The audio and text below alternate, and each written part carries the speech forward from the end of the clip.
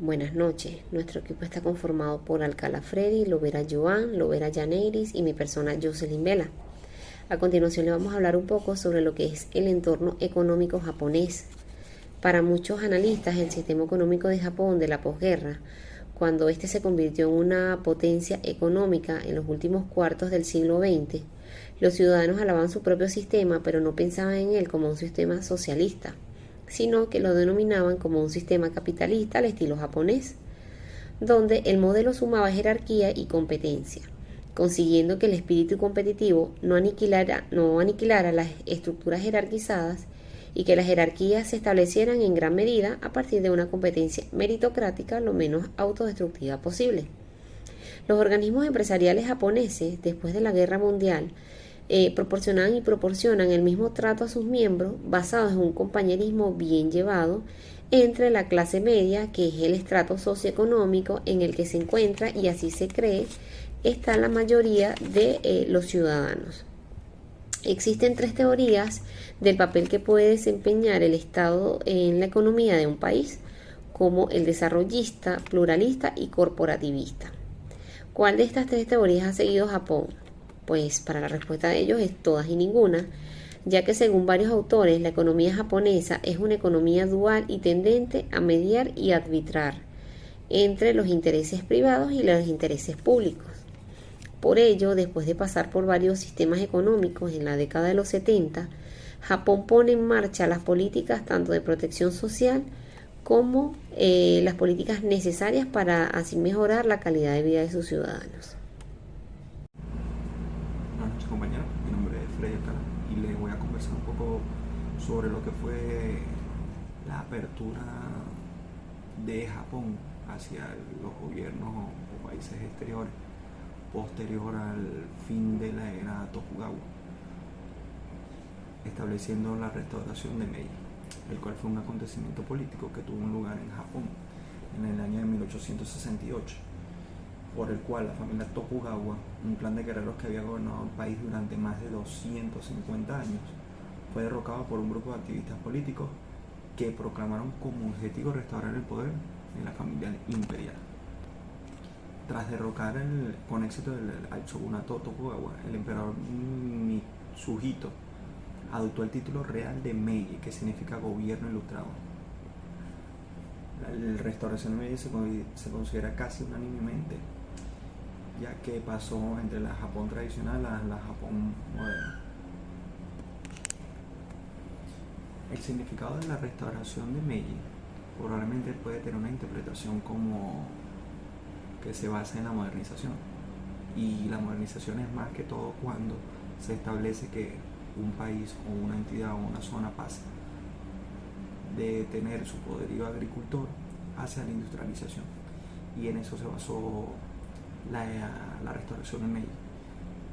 Como el gobierno autoritario que tuvo durante 250 años estaba cerrado al progreso o a toda la tecnología o al desarrollo que estaba en Occidente, Europa, Japón se tuvo que aperturar a los nuevos conocimientos que había en Occidente y en Europa. Esto implementando metodologías, tecnología, lo que fue la automatización, la industrialización y poder tener intercambio con los países extranjeros, lo que le permitió un gran crecimiento a su economía. A pesar de que la presión de la restauración de las políticas gubernamentales de Japón se hizo de manera interna, también se vio en muchos años durante la estadía de los Tokugawa expuesta, ya que el poderío militar de Occidente y de Europa estaba creciendo porque se estaban desarrollando, lo que estaba atentando contra la seguridad militar del país. En pocas palabras, las radicales transformaciones iniciadas por el gobierno de Meiji, tanto políticas como económicas y sociales, propician la aparición de los conglomerados industriales privados con carácter monopolista resultantes de la acumulación de grandes capitales, de manera que eran familiares, con intereses en todos los sectores y con estrechas relaciones con la administración y a veces hasta de parentesco. ¿Qué quiere decir esto? Que el cambio de las políticas que existió en ese momento en Japón hizo que que la meritocracia surgiera, donde prevalecía la burocracia, donde solamente un pequeño conglomerado podía participar en el enriquecimiento. Y posterior a esta restauración de Meiji, se empezó a ver lo que era la meritocracia. Buenos días, mi nombre es Joan Lovera.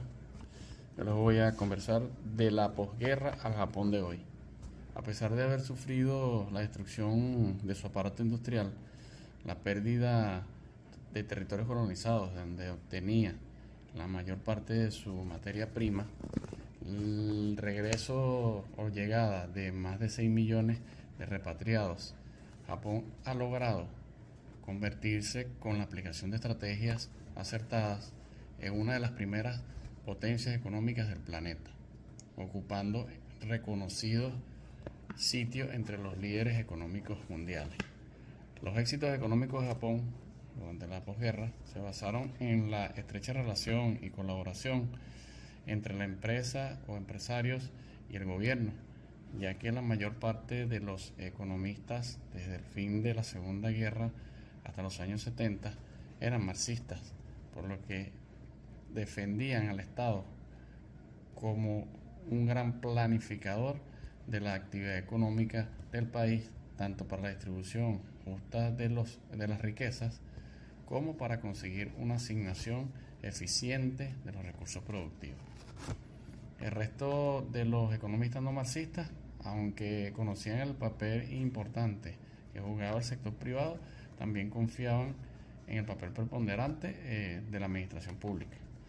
El crecimiento económico obtenido en la posguerra fue muy alto, debido a que se originó, influyeron algunos factores, como lo fueron el factor posguerra, el relativo retraso económico que tuvo Japón, que hizo que se desarrollara una capacidad para importar tecnología, y además que la mano de obra era barata, las altas tasas de ahorro de la sociedad japonesa, impulsadas por el Estado, los altos niveles educativos de la población japonesa, la capacidad económica de Japón para transformarse, la fuerte agresividad comercial, la identidad de objetivos entre la gran empresa y el gobierno, establecieron objetivos bien definidos, el papel desempeñado por supuesto por el Estado, la estandarización de la producción masiva y la elevada moral, por supuesto, y disciplina de los trabajadores japoneses. Además de esto, el crecimiento tuvo como base el apoyo norteamericano. Este rápido crecimiento de Japón, por supuesto, generó recelo sobre las economías occidentales, quienes interpretaron, por supuesto, que estaban haciendo un imperialismo en el tema económico y que se sentían en una posición inferior. Hoy se puede destacar que la industria japonesa es la líder tecnológica, o es una de las líderes tecnológicas mundiales en diversos campos. Hecho que ha de recordar el papel de gran importancia que tuvieron las empresas japonesas. Por supuesto, este hecho no se daba en otras economías avanzadas. Por último, es importante mencionar que para atender el espectacular desarrollo, por decirlo de una manera, de la economía, se aplicó lo que se llama la disolución, con lo que se produjo una transformación en el tejido empresarial de Japón. Entonces las empresas pasaron de ser controladas por familias a ser o a pasar a manos de gestores y burócratas. Ahora pasamos al tema del papel del Ministerio de Comercio Internacional e Industria. Él nació en 1949 con 3 objetivos claros, entre ellos reorganizar la economía japonesa de posguerra, conseguir la liberación del sistema económico y incrementar la competitividad de las empresas japonesas en el entorno mundial. Nace para ayudar así a la economía japonesa en un periodo de confusión, destrucción, de pobreza, Posteriormente fue un instrumento de desarrollo económico del país.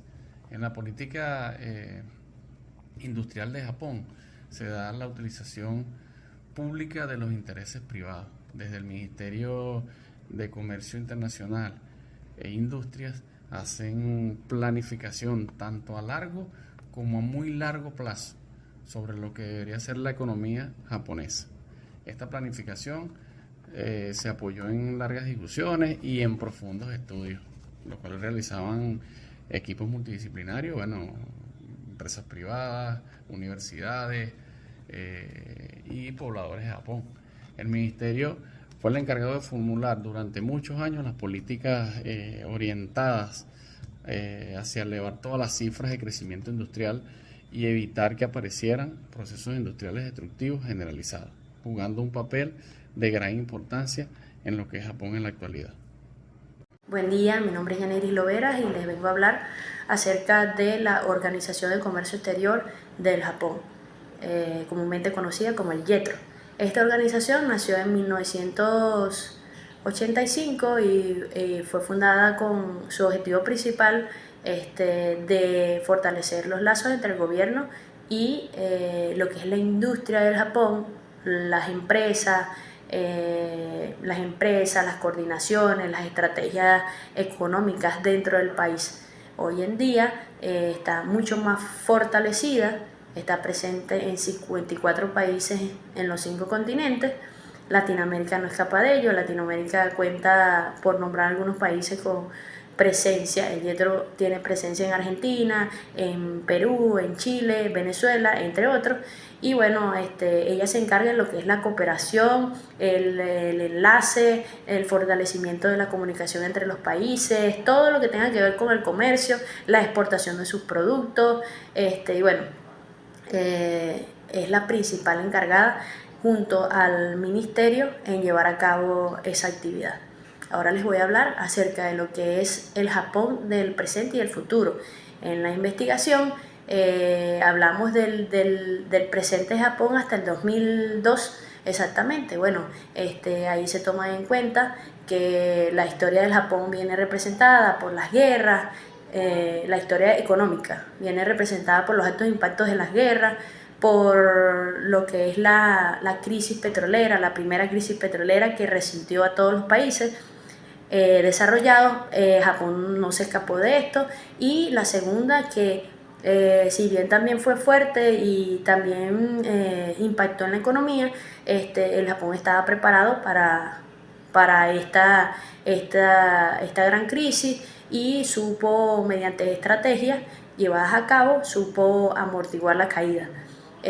Se planteó estrategias para la mejora de la productividad, la calidad y la disminución de los gastos del recurso propio de las empresas. También un punto importante fue, aparte de esas dos crisis, lo que fue la reevaluación del yen. El yen pasó a ser una moneda demasiado fuerte por el superávit económico que tenía el país. Entonces ocurrió este fenómeno y se vio afectada la economía debido a que dentro del país la mano de obra, los materiales y todas estas cosas eran mucho más costosos.